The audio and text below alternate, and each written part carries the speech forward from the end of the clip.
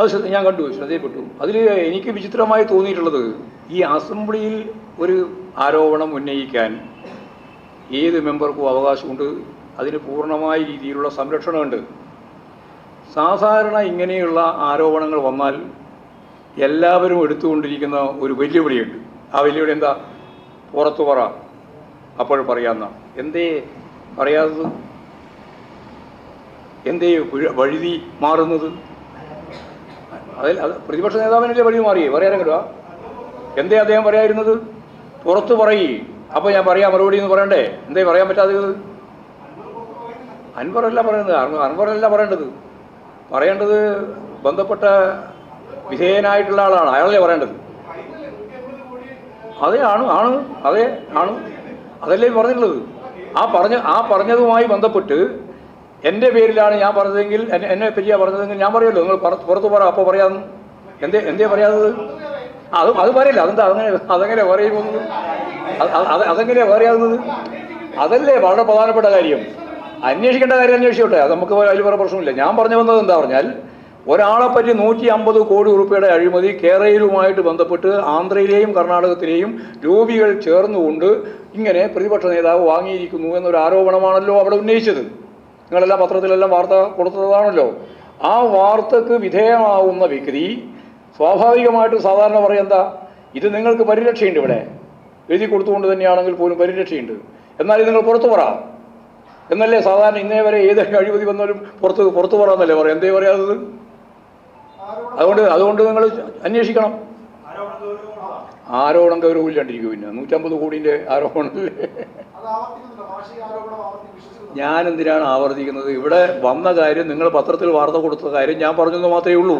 ഞാൻ അതിനെപ്പറ്റി ചോദിക്കുന്നത് ഇങ്ങനെയാണ്, അതിന് വിധേയപ്പെട്ട ഒരാൾ, അദ്ദേഹം എന്തുകൊണ്ടാണ് അതിനെ നിഷേധിക്കുകയോ അതിനെതിരായിട്ടുള്ള കാര്യം എന്ന രീതിയിൽ നിങ്ങളിത് പുറത്തെന്തുകൊണ്ട് പറയുന്നില്ല എന്ന കാര്യം ഉന്നയിക്കുകയോ ചെയ്യാതിരിക്കുന്നത്? അതെന്തുകൊണ്ടാണെന്നുള്ളതാണ് നിങ്ങൾ അന്വേഷിക്കേണ്ടത്. അപ്പോഴാ മനസ്സിലാക്കുക കാര്യം.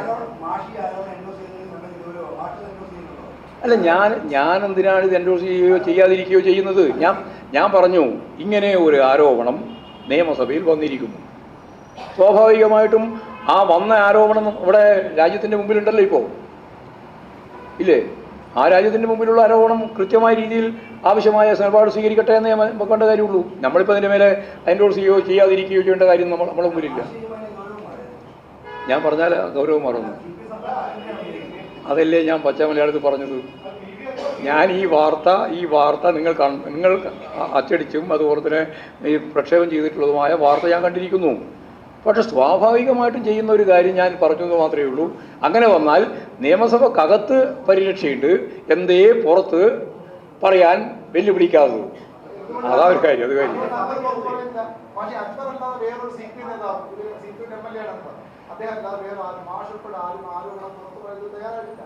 അല്ല, ഞങ്ങൾ പുറത്ത് പറയാണ്. അത് നോക്കട്ടെ. അത് ഇനിയും ഇനിയും തീർന്നിട്ടില്ലല്ലോ. ഇപ്പോൾ ഒരു ആരോപണം ഉന്നയിച്ചതല്ലേ ഉള്ളൂ. ഇനി അതിൻ്റെ വിശദാംശങ്ങളൊക്കെ വരുമ്പോൾ നമുക്ക് നോക്കാം. നമ്മൾ വെറുതെ ആവശ്യമില്ലാത്ത രീതിയിൽ ഇങ്ങനെ വർത്തമാനം പറയേണ്ട എന്താ കാര്യം? ചർച്ച ചെയ്യുന്ന എന്താ കാര്യം? വരട്ടെ, കാത്തിരിക്കുക, അതിനൊന്നും ധൃതിപ്പെടണ്ട. അല്ല, പ്രതിപക്ഷ നേതാവ് പറയുന്നത് ആ സംഭവത്തെ കൃത്യമായിട്ട് സാധാരണ രീതിയിൽ എന്താ ചെയ്യുക? ആദ്യം അത് നിഷേധിക്കുക. അതിന് നിഷേധിക്കുന്നേ ഇല്ല. നിഷേധിക്കാനാവുന്നില്ല എന്നാണോ അല്ല നിഷേധിക്കുന്നില്ല എന്നാണോ എന്താണ് ഒക്കെ അവർ പറയേണ്ടതാണ്. ഞാനതിലൊന്നും കടക്കാൻ ഉദ്ദേശിക്കുന്നില്ല.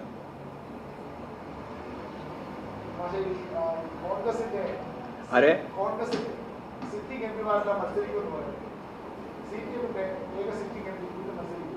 സിറ്റിംഗ് എം പി ഞങ്ങൾ ആരൊക്കെ മത്സരിക്കണം എന്നുള്ളതിനെ സംബന്ധിച്ച് തീരുമാനിച്ചു കഴിഞ്ഞിട്ടില്ല. മത്സരിക്കാൻ തീരുമാനിച്ചു കഴിഞ്ഞാൽ പാർട്ടി ആരൊക്കെയാണ് മത്സരിപ്പിക്കുന്നത് എന്ന് നിങ്ങളോട് പറയുകയും ചെയ്യാം.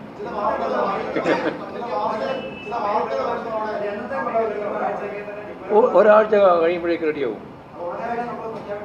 ആ ഉടനെ തന്നെ പ്രഖ്യാപിക്കും. 11-12 കമ്മിറ്റി അത് ഇതിൻ്റെ തന്നെ ചർച്ചയുടെ ഭാഗമാവും.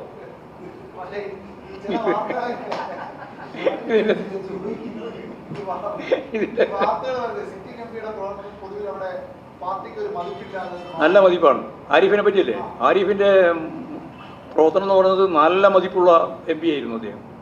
അത് പാർലമെൻറ്റിൽ അകത്തുപോതെ പുറത്തുപോതെ നല്ല നിലയിൽ പ്രവർത്തിച്ചിട്ടുള്ള ഒരു MP ആണ് ആരിഫ്. അതിൽ ഞങ്ങൾക്കാർക്കും സംശയമൊന്നുമില്ല. ഒരാളല്ലേ ഉള്ളൂ. റെയിൽ പദ്ധതി നടപ്പിലാക്കാൻ തയ്യാറായിട്ടുള്ള ഗവൺമെൻറ്റാണ് ഇടതുപക്ഷ ജനാധിപത്യ മുന്നണി ഗവൺമെൻറ്. അത് ഉപേക്ഷിക്കുന്ന പ്രശ്നമേ ഉത്ഭവിക്കുന്നില്ല. അത് കേരള ഗവൺമെൻറ് ഉപേക്ഷിച്ചിരിക്കുന്നു എന്നുള്ളത് ശുദ്ധ കളവാണ്. അതിവിടെ ആവർത്തിച്ച് പറയുന്നതിന് യാതൊരു പ്രയാസവുമില്ലാത്ത ഒരു നിലപാടാണ് നമ്മൾ കണ്ടത്. സോ ഇവിടെ രാഷ്ട്രീയമായ ഇടപെടൽ പകൽ വെളിച്ചം പോലെ വ്യക്തമായിട്ട് വരുന്ന കാര്യമാണ്. എക്സലോജിക്ക് കേസുമായിട്ട് ബന്ധപ്പെട്ട് ഹൈക്കോടതിയിൽ നൽകിയ ആ കേസ് തന്നെ നൽകിയിട്ടുള്ള ഷോൺ ജോർജിന് BJP അംഗത്വം നൽകിയിരിക്കുകയാണ്. അപ്പോൾ അതിൻ്റെ ആവിഷ്കാരം ആരാണെന്ന് ഞാൻ പ്രത്യേകിച്ച് പറയേണ്ടതില്ല. BJPയുടെ തന്നെ ഭാഗമായിട്ടാണ്. BJPയുടെ ഭാഗമായിട്ട് ഈ കാര്യം കോടതിയിൽ വരുമ്പോൾ തന്നെ സർക്കാരിനെയും മുഖ്യമന്ത്രിയെയും ദുർബലപ്പെടുത്താനുള്ള സംഘപരിവാറിൻ്റെ നിലപാടിൻ്റെ ഭാഗമായാണ് ഇത്തരമൊരു കാര്യം വന്നിട്ടുള്ളത് എന്ന് അന്നേ ഞാൻ പറഞ്ഞതാണ്. എക്സലോജിക്ക് പ്രശ്നം യഥാർത്ഥത്തിൽ സൂക്ഷ്മമായിട്ട് പരിശോധിച്ചാൽ അതിൽ നിന്ന് പിണറായി വിജയനെ കുറച്ചാൽ പിന്നെ ഇല്ല. അപ്പോൾ രാഷ്ട്രീയമാണ്. ആ രാഷ്ട്രീയ കാരണത്തിൻ്റെ ഭാഗമായിട്ടാണ് ഇതെല്ലാം നടത്തിക്കൊണ്ടിരിക്കുന്നത്.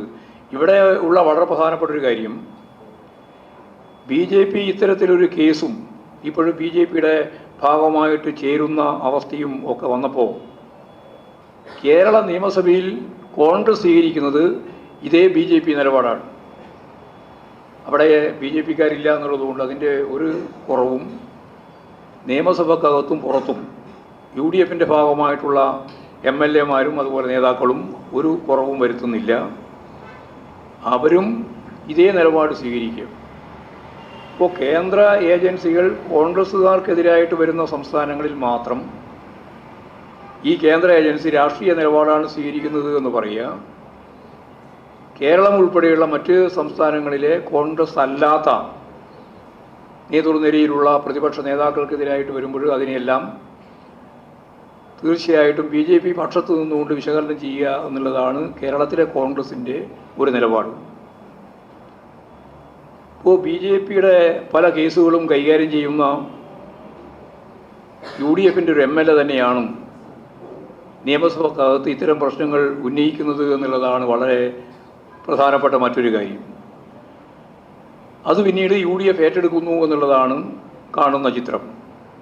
ഇപ്പോൾ കേരളത്തിൻ്റെ അവകാശങ്ങൾ നേടിയെടുക്കാൻ കേരളത്തിലെ UDF MP മാർ ഇടപെടുന്നില്ല എന്ന പ്രശ്നം നേരത്തെ തന്നെ ഉന്നയിച്ചതാണ്. സംസ്ഥാന നിയമസഭയിൽ അടിയന്തര പ്രമേയത്തിൽ കേരളത്തിന് അർഹതപ്പെട്ട നമ്മുടെ ലഭിക്കേണ്ടുന്ന കൃത്യമായിട്ടുള്ള നമ്മുടെ അവകാശം നമുക്ക് ലഭിക്കാതിരിക്കുന്ന, അതിനു വേണ്ടി ഒരുതരം ഉപരോധം തന്നെ തീർക്കുന്ന കേന്ദ്ര സർക്കാരിൻ്റെ അതേ നയമാണ് UDF MP മാരും പിൻപറ്റുന്നത് എന്നുള്ളതാണ് സത്യം. അപ്പോൾ അതിൻ്റെ തുടർച്ചയായിട്ടാണ് MLA മാരും നിയമസഭയിൽ ഇത്തരം നിലപാട് സ്വീകരിക്കുന്നത്. അപ്പോൾ കേരളത്തിൻ്റെ ആവശ്യങ്ങൾ നിരാകരിക്കുന്ന കാര്യത്തിലും BJPയും കോൺഗ്രസും ഒന്നായി നിൽക്കുന്ന ഒരു സ്ഥിതി നിയമസഭക്കകത്തും പുറത്തും വന്നു ചേർന്നിരിക്കുന്നു എന്നുള്ളതാണ് പ്രധാനപ്പെട്ട കാര്യം. അപ്പോൾ കേരളത്തിൻ്റെ പൊതുവായ ആവശ്യങ്ങൾക്ക് പോലും BJPക്കെതിരെ നിൽക്കാൻ കേരളത്തിലെ കോൺഗ്രസ് തയ്യാറാവുന്നില്ല, MP മാർ തയ്യാറാവുന്നില്ല എന്നുള്ളത് മുമ്പേ പറഞ്ഞതാണ്. ഇപ്പോൾ MLA മാരെ സംബന്ധിച്ചും പറയുമ്പോൾ അത് തന്നെയാണ്, തയ്യാറാവാതിരിക്കുന്നു എന്നുള്ളത് തന്നെയാണ് ഏറ്റവും പ്രധാനപ്പെട്ട